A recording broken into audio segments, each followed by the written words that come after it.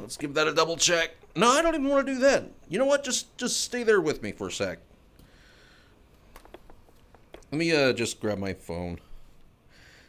Precariously, it's hard to grab things. Okay. Gotta watch out for Lily. Lily's not even here right now. We'll get into that. But this is how I go about doubting myself, you know? It happens. All right. Where am I? Oh, yeah, that's what I did with most of my day. Oops. You're with me. Yeah, I did almost say the wrong one. Good job, me. Anyway, let's do that one again. Just good evening. I already said that. It's still December 12th, but it's day 347. I'm going to make sure I stress you out even more. There we go. I should have double checked that one. It's been a weird day. And the big reason why it's been a weird day is, well, I'm the only one here right now. Lilia, Sweet Pea are over at the grandparents, kind of visiting over there for right now. And luckily, from what I'm hearing, they did not nap today. They left in the early morning, which is good. Because, Buttercup also had to go to school. So they left it early in the day. And from what I've heard, the good news is that Sweet Pea has not gone back to sleep, which means she might go to sleep at a decent time tonight. If that's the case, I might finally be able to start, kind of pushing into the projects I want to be doing, which are entirely dependent on having an office available or an office space. So that is a shred of potentially good news. A shred of potential. Yes.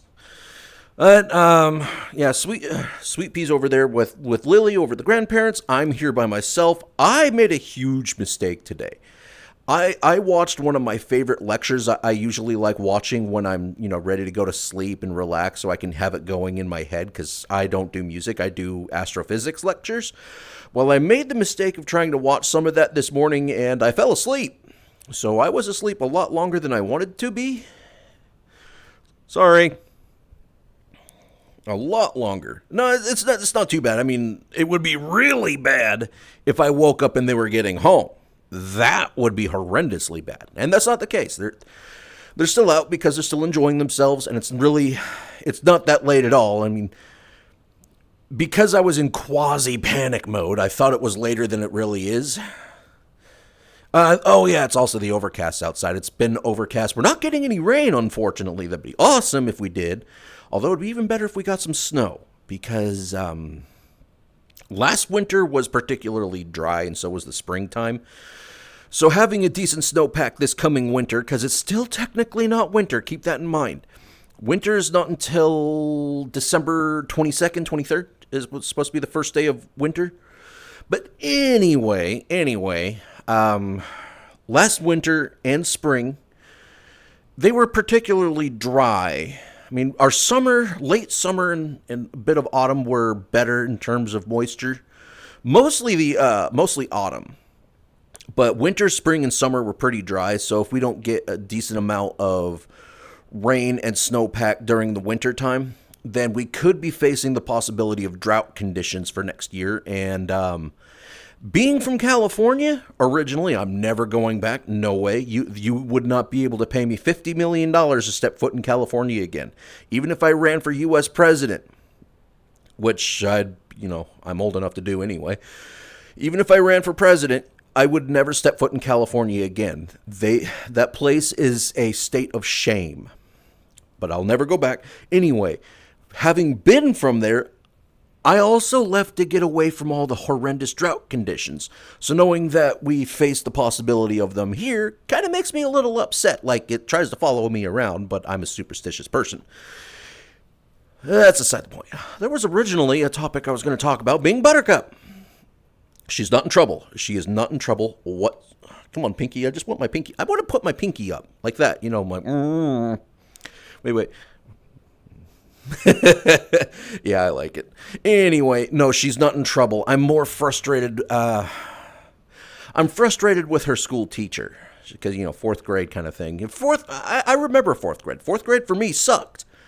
But I also hated school. I hated the people around me. I hated my peers. I hated my teachers because I had expectations of how teachers were supposed to behave. And teachers never met my expectations anyway. They were always kind of,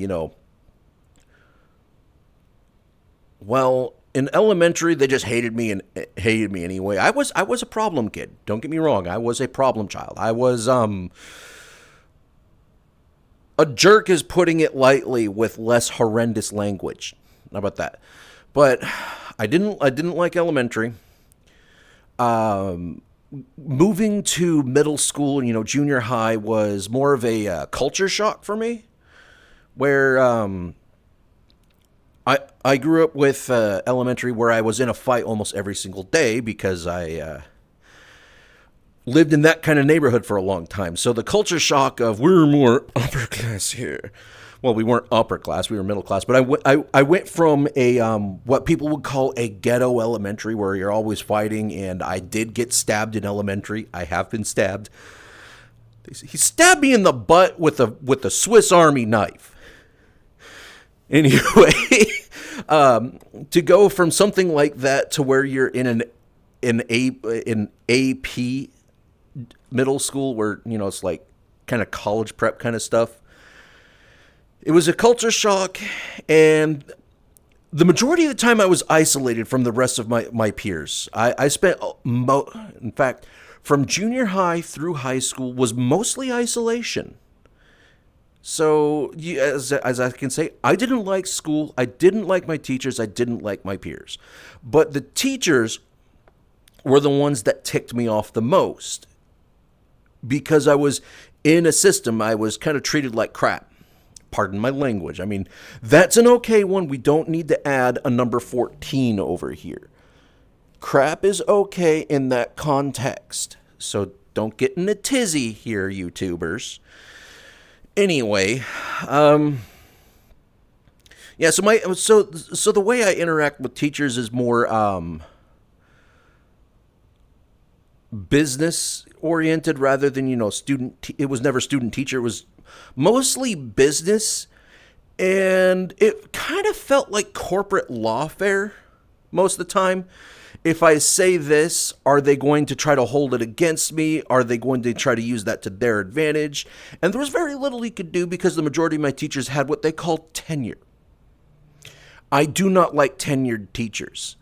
I have very valid reasons for severely disliking teachers' unions. They did nothing good for their students. They were jerks, and they knew they could remain a jerk because it was going to be near impossible to get them taken out of the system. Of course, I also had a lot of teachers in high school that were, they weren't under any city or state jurisdiction. They were under federal jurisdiction. Gotta love those systems. Oh, they were horrible teachers. But I'm getting a similar vibe from Buttercup's current fourth grade teacher. I have some concerns that the next time we have a parent-teacher conference, I'm going to have to bring up. But knowing what my suspicions are, I have to choose my language very carefully to kind of gauge where this teacher is. Because right now, I have a problem with her. I do. And my issue is that she, from what I'm gathering, it's why I have to use the selective language. Because Buttercup is going to tell me things, and I know she has a tendency to exaggerate. And I do know she has had a history about lying about certain things. She's lied to try to get me in trouble before. So there is that. But I also have a very long history with terrible teachers. And hearing the explanation of the behaviors this teacher has had, I've never explained to Buttercup before. And hearing these patterns of behavior that she says her teacher has leads me to believe that Buttercup's being more honest than dishonest. Where, from what I'm gathering, there's only like two, sometimes three students who are the usual culprits of causing problems for the rest of her class. And I believe she's in a classroom. I'll double check. I know it's not 15 students. I believe it's actually more in the ballpark of 22 to 30 students. We've had a lot of school closures in our city. Gotta love funding issues, really. But what I'm gathering is that there are two, sometimes three students in particular, mostly two students in particular that are the primary culprits of causing problems like talking and just being rambunctious and not following the rules of the classroom.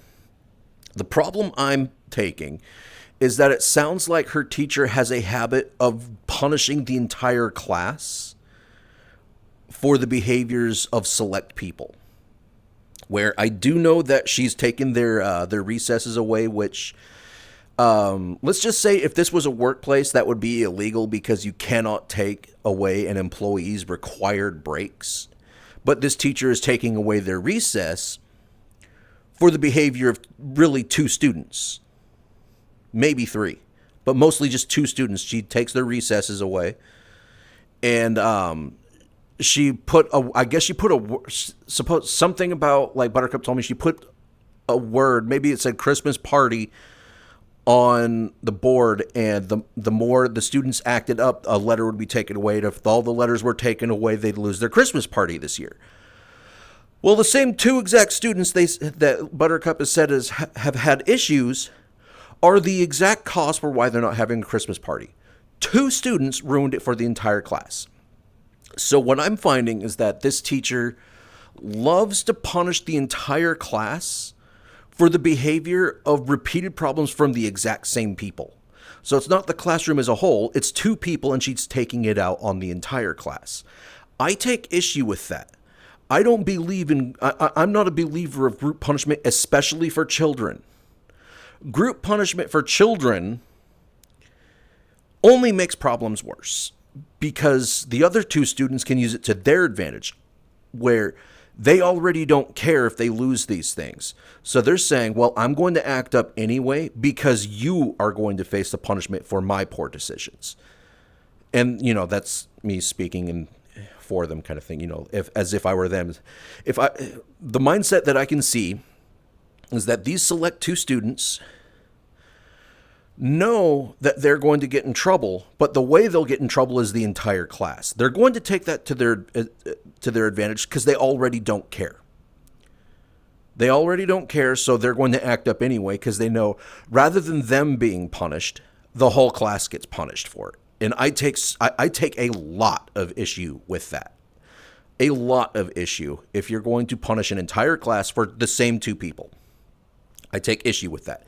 So, of course, when I, have this parent-teacher conference in January, I believe it's in January, I have to take the extra time to use very selective language to confirm these things. I'd like to confirm it with, faculty, but I know if I don't do this just right, it's going to get back to the teacher, and she's going to take it out on my daughter, which I really don't want. Because, again, if I'm right on these behaviors of group punishment as a whole, and not to mention, apparently this entire school year, which is it's barely been half the school year, has been constantly telling her entire class that, and quote, this is the worst group of students I have ever taught in my entire life, and I've been a teacher for 30 years. You are the worst students I've ever had. I don't take kindly to that at all, because to me, it just sounds like this teacher's only given up on her students from the very beginning, really. So, which means she's already starting everything from a confrontational position with her entire class. So how are you supposed to get any cohesion when you're punishing everyone as a group and telling them, thank you, tracking, and then telling all of your students that they're terrible? For the behavior of two people. Yeah, I'm not a happy parent. I'm really not. So you can tell I have plenty to complain about with that. So again, knowing if this is her behavior, if I talk to the faculty and they immediately go to her rather than monitoring the situation, because schools in mid-sized cities, I mean, this is a city of about 110,000 people. Somewhere in that ballpark. Might be lower now. I do know we have a population decline because youth want to move away. At the same time, I can't blame them. I like this city, but if there's no industry or amenities to encourage you to be here, you're going to leave.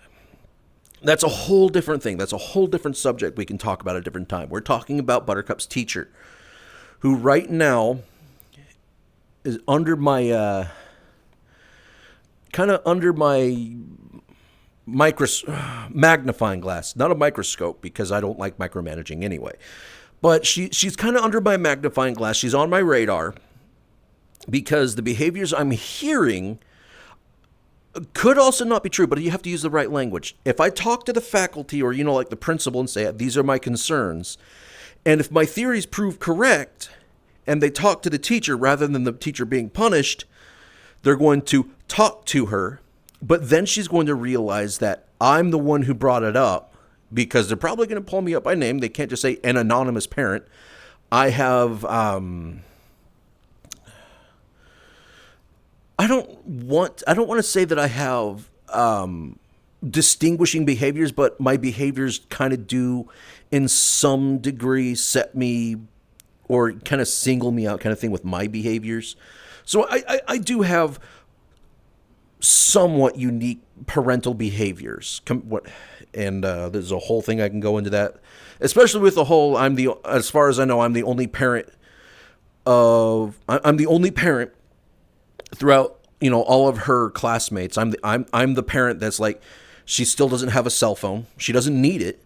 And if she did, she's the only one that would not have TikTok, because they all have their TikTok, and I'm like, no, you are not getting that. I'm not even going to let you have regular YouTube. You get kids' YouTube. And even then, I don't want her on YouTube or anything like that, because most of it's all shorts. I've been over the conversation of why I don't like YouTube Shorts or TikTok. And again, the biggest reason is attention span. From what I've gathered, Buttercup has the highest attention span in her entire class. And it says something when it's also where I'm the only parent of the students in that classroom who doesn't let their child use TikTok. I'd say it's more of a correlation, not causation, but it's a correlation there. There's a correlation where if Buttercup has the highest attention span, and I already have an attention span problem, she had an attention span problem at first, but now she suddenly, when all of her classmates use TikTok and everything like that on their free time, suddenly she's the one with the highest attention span. Tells me a lot.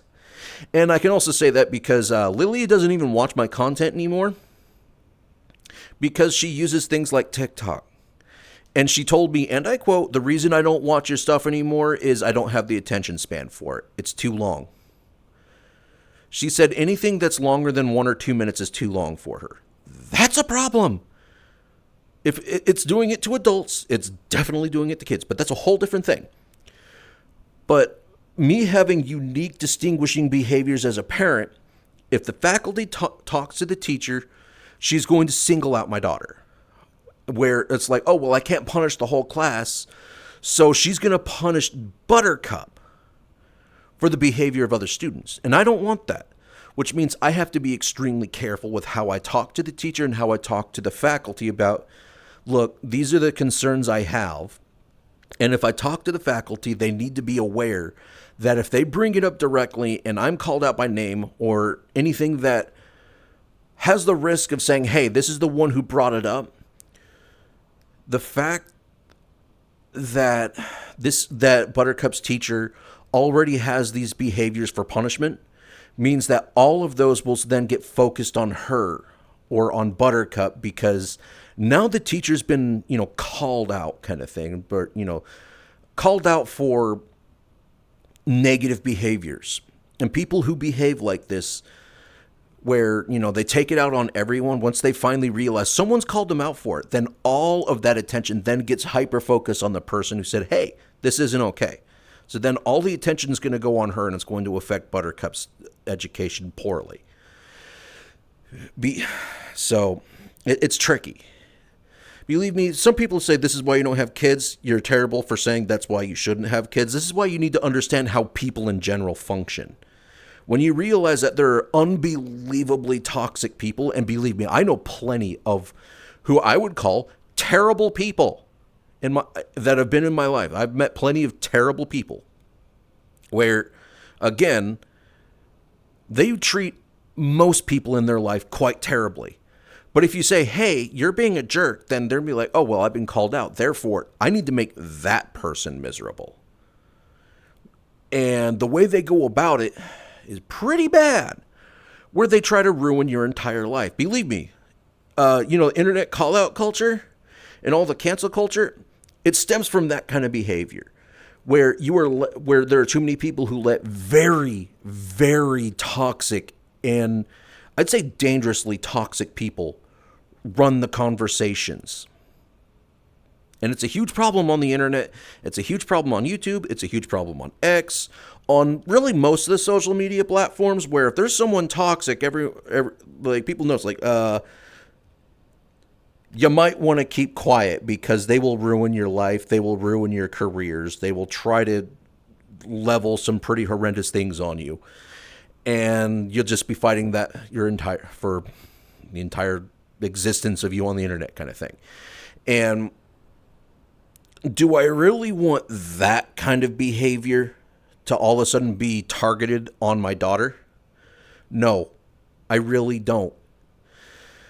So the easiest way I can say, or to make it easier for people to understand, the behavior her teacher is having, if it proven correct, is the same kind of behavior you see from the people controlling cancel culture narratives on the internet. You know, she's toxic. And if she's toxic and taking it out on everyone because she's in a position of authority and expertise.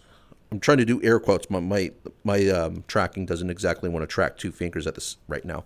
But okay, let's do pinkies. There we go. Expertise. Then all of it gets targeted. All of that then ends up where she'll select a specific target for all of her ire and ruin their life. Does a 10-year-old need to have her life ruined because a toxic teacher got upset? No. No, that is not the case. So it needs to be done selectively and carefully, because if I'm wrong, which honestly I hope I'm wrong, I'd rather have a false positive than a false negative. That's my mindset, but that's also because I took data security, where it's better to have a false positive than a false negative. I don't want to sit there and tell my daughter that, oh, you're just being paranoid, you're exaggerating things, you are wrong, everything's fine, with her, and allow the behavior from her teacher to continue and continue eroding my daughter's self-esteem. I don't need that. But at the same time, now that I'm aware of this situation, and I'm more inclined, because I listen to my daughter. I can tell when she's telling a lie. I can tell when she's exaggerating.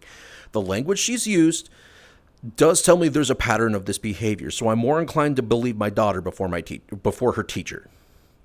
But knowing this, I know that if it gets back that I'm the one bringing it up, with this pattern of behavior, she's going to her teacher will make it her personal goal to ruin my daughter's life, where the rest of her elementary experience is going to be horrible and it will follow her the rest of her life. I don't want that. I've already had teachers in my childhood do that to me, where they decided they didn't like me, so no matter what I did, even if it wasn't my fault, they'd turn it into my fault. I don't want that happening to Buttercup. I really don't. But yeah, I do have a lot to complain about with that. But again, it's one of those, you have to choose your actions carefully. Because even if you're right with something and you are in the right, does not always mean that things are going to turn out okay. That's how it works in a book. I'd say you're more in a situation where might makes right. Where I don't care if I'm wrong, I'm still right and I will ruin you. That's just how it's something you learn in conflict management. How about that? You learn to navigate these things. And this one, because her teacher is in a position of authority, has to be navigated extremely carefully. very, very carefully, especially since I know I don't exactly have social connections in this city, which it's fine because I know how people are going to behave. I like to say I have a better understanding of how people behave than my supposed peers, but I don't really socialize anyway. That's me being arrogant, by the way. At least I'm self-aware of my arrogance, I suppose. Anyway, I've done enough ranting. You know what I'm very concerned about right now? I want to get it dealt with because I am genuinely upset that Buttercup lost her Christmas party with her classmates the day she was out sick. She was out sick, and that also happens to be the day they lost their party because of the same two people. So I'm not exactly chuffed as cherries. I'm not pleased with this teacher because she is taking out her frustration on the entire class. I'm not happy about that, and I just have to figure out how I'm going to navigate that with this school, because I do know it's a particularly close-knit school with a positive reputation, which means they're more worried about upholding their reputation than dealing with a problem. So that's what you have to deal with.